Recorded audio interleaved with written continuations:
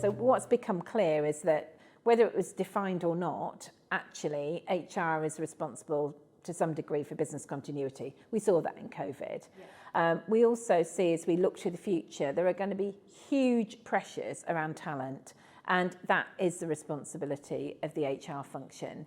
And then at the same time, we're seeing the impact of enormous societal changes flowing into organisations. That all affects people, and that will be the role of HR as well. So I think if you were to go back 10 years, 15 years, people would talk to you about managing payroll and are you going to outsource to shared services and your training budget, which just seem kind of incredible things.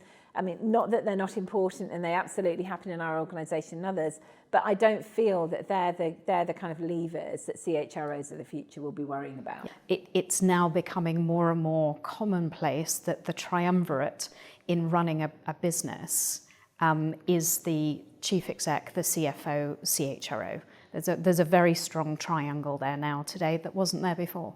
Having that very steady and strong is really the cornerstone for success. Yeah. So I think my role is kind of twofold, really.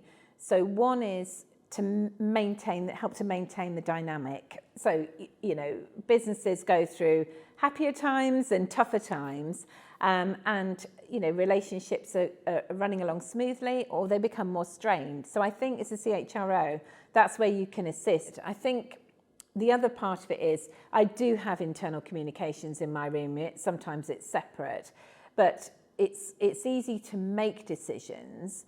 Then we have to land decisions actually in the business. So sometimes being the voice of the customer, and again, I'm talking about the employee as a customer here, is really quite important in that dynamic.